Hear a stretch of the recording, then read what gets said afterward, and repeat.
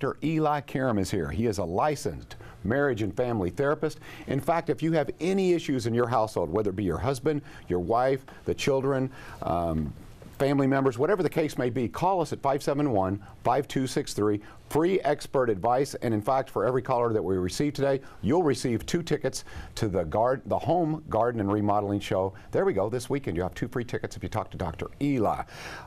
Dr. Eli, Kentucky Association for Marriage and Family Therapists.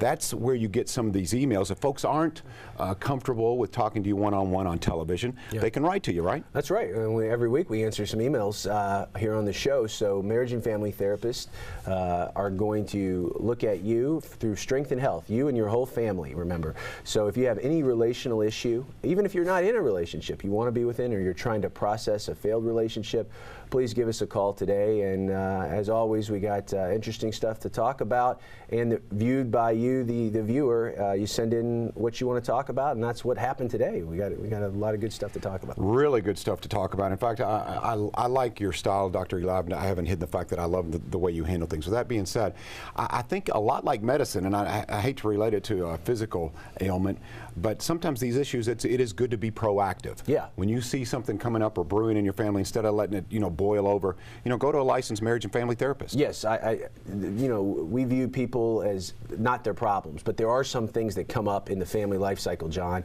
that we know are expected roadblocks. So best intervention is prevention. So if you know what's coming up, and you have a way to talk about it, put a game plan together with you and your significant others, you're going to be in a good spot. So marriage and family therapist, when you make an appointment, it doesn't have to be at a crisis time. It could be you're thinking about getting married. It could be that you have a life event coming up, your child is getting ready to launch, some expected change, and then you get the game plan going. And any marriage and family therapist should be able to kind of meet with you. You should get a good feel of how they work, how they're geared, and should lay out both a family plan and an individual plan so that you know how you fit in with all these significant other people in your family or your life. All right, you can give us a phone call. We're going to put you to work, Dr. Eli. Okay. This is an email that Dr. Eli received through kamft.org. Here we go. Dear Dr. Eli, I can't wait for this winter to be over. Amen. I am at my wit's end with all of these snow days. I feel like I'm about to lose it with my spouse and my kids. I think I have seasonal affective disorder, but I've never been diagnosed with depression before. Please tell me more about it, and what can I do to make things better at home?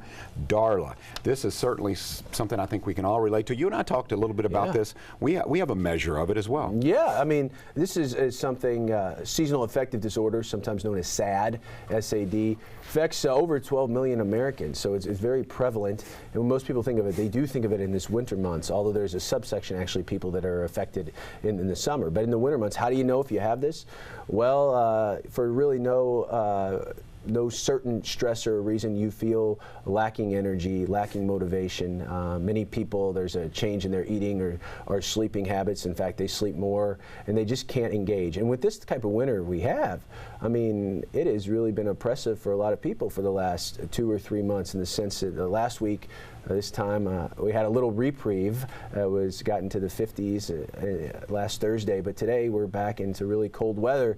And for many people, that means they can't go out, they can't stay active. So we got some tips for you, the viewer, and thanks for writing in, Darla, if you might be affected by this, because we still have, we're getting close to the home stretch, but we still have some cold weather coming. So here's our tips. First one, and a really common treatment, is light therapy. So that they actually sell, many companies sell a light exposure where you can actually go and get a light that you sit in front of sometimes twice a day for about 45 minutes in an interval. Other people, even if they're not vain, like to go to a tanning booth this time of year just to feel that natural heat and warmth. So that's one thing you can do. And another tip is get these physical outlets. If you have exercise habits, sometimes in weather like this, especially if you like to exercise outdoors, they kind of fall away or slip away. So what you want to do is try to get into a good routine, and if you have someone to work out with, even better. John and I were talking, workouts in the morning. That's kind of how you're scheduled anyway. But Yes, sir. that, for a lot of people, helps them get their day going, gets it started. So that's helpful for you. Yeah, and I think, Doctor, I want to make it, and please clarify, Yeah. it's not psychological. Right. There are some endorphins that are released sure. through exercise, and the same thing with the sun. Aren't there really is there vitamin D, or what is it exactly Sure. that makes you feel better other than the warmth? Oh, sure. It's just this idea of engaging. Not only are there physical benefits, you get the blood flowing, it gets you out and moving, especially if you do it in the morning. Some people say, well, I'm going to do it after work. I'm going to do it later in the day. If you can do it in the morning and start off your day, it gets you going, and it breaks up some of this lethargy and things you have. So there's certainly benefits in that. Another thing, people like their comfort foods, especially high carbohydrate foods. There's a big correlation between people that suffer from seasonal affective disorder and engaging in a kind of high carb diet. So if you can kind of cut back that, or at least do it in moderation, that can help. Other thing too, it's like, this idea of having a list, checking things off your list. Behavioral activation, when we're treating any type of depression, means you have to do something differently in order to feel or think differently. So if you're just hanging around, if you're not feeling productive, and when I mean productive, I just don't mean physically. I mean, you got something around the house you want to do, you have some task that you've needed to take care of, even if it's not necessarily enjoyable to do the task, there's this sense of accomplishment if you have a checklist, and by the end of that day or the end of that week, you've knocked things off of that.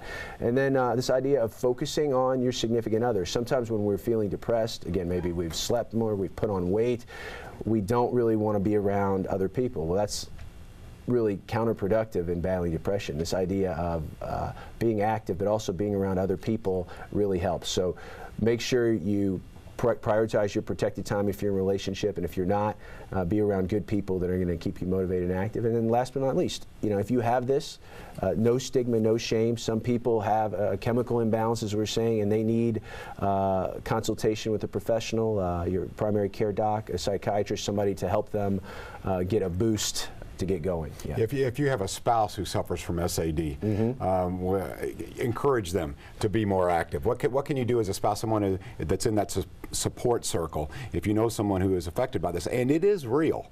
It is. A lot of people will say, oh, that's psychological, you're fine, you're just depressed, you want some sun.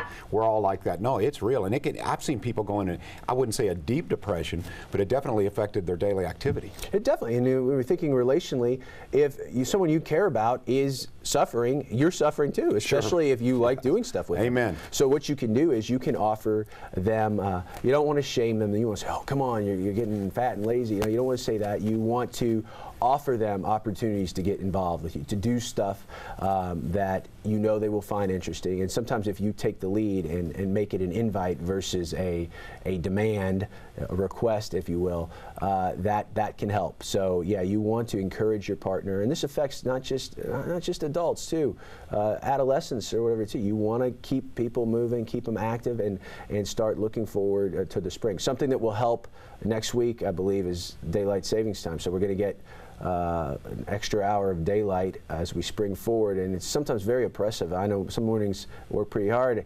I'll wake up, I'll go to work in the dark, and I'll come home in the dark, and you don't get a lot of sunlight. So it's really important be looking forward to spring. And some people, even if they're stuck right now, to have some type of goal coming up, some proximal goal in the future, vacation, something to look forward to, is also a boost that can get you over these next few weeks where many people will suffer, heading through March until the beginning of April. I'm curious, Doc. I know that depression can be genetic, passed from one generation to another. Is seasonal disorder SAD? Is it also, can it be something that's passed from father to son? Yeah. Much like depression? Yeah. If you have, if you know that you have a family member with a link for this, of course there is there's a genetic link, but also, it just might be, you might not be, as John and I were saying, I don't consider, I wouldn't feel like I have gone through bouts of depression, but during this time of year, especially a winter like this, it affects me. So even if you don't have a clinical diagnosis, many people feel this little case of the winter blues,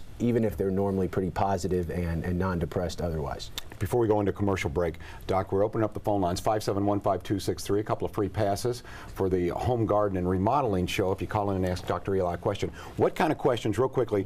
Everything's open, right? Yeah, everything's open. Anything relationships, anything you have a concern, spouse, a child, whether it be adult child, a young child, anything about relationships, how to get in one, how to exit one, or anything going going on in your relational life, we can handle it. All right, 571-5263. We'll be right back. He is a licensed marriage and family therapist. He is Dr. Eli Karam. We call him Dr. Eli. We'll be right back with your phone calls on Wave 3 Listeners.